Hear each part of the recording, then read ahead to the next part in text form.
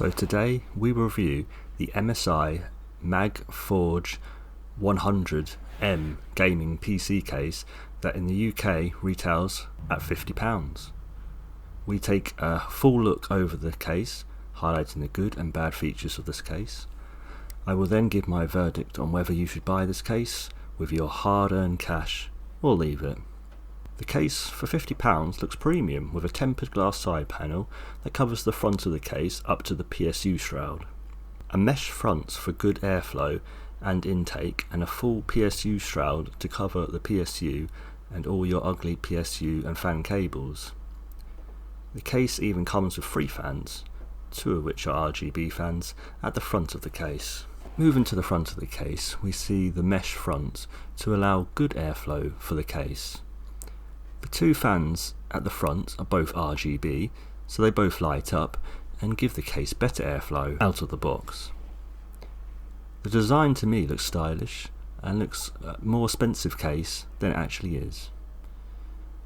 At the front you can swap out the fans if you need to. You can fit up to 3 120mm fans or 2 140mm fans at the front. Both RGB fans that come included with the case are 120mm in size and can be adjusted to whatever position you would like them using the sliding rails, as you can see. Fitting a 360mm radiator or a 280mm radiator to the front would fit fine in this case.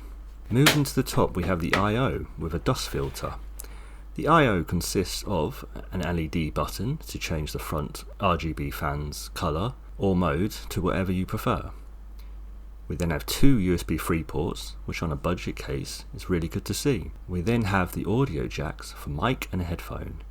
Next to them we have the reset switch and finally the power button. The dust filter can be removed as shown.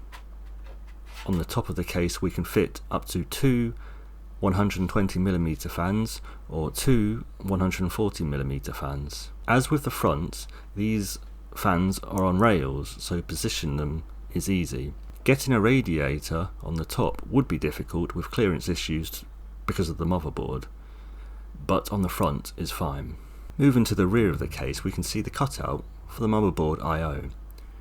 One 120mm case fan, which is just a standard black fan and can be moved on the rails.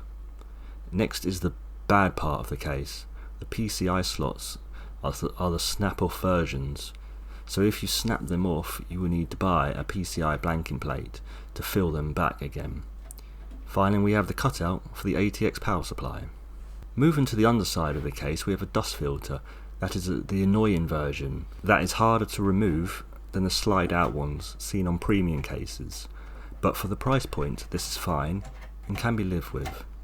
We also see the hard drive mounting holes to fit the hard drive cage if you need to keep it there, as well as large case feet.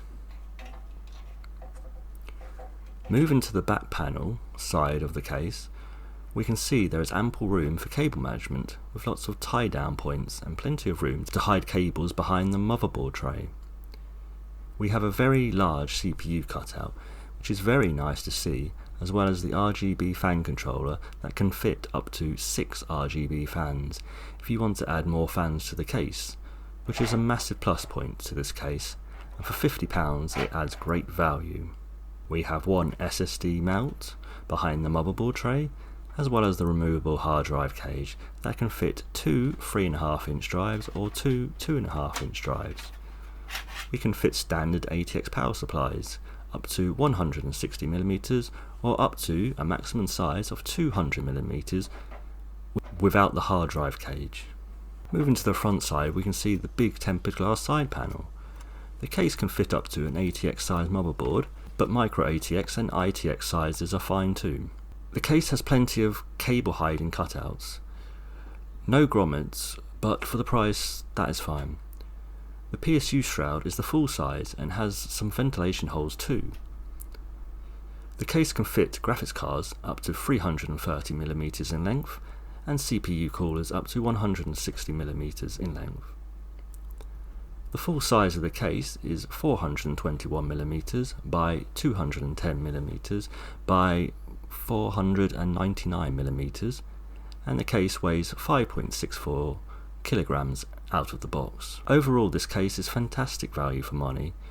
We have front mesh, 2 RGB fans with a fan controller, tempered glass side panel, USB-free front headers, and a full PSU shroud.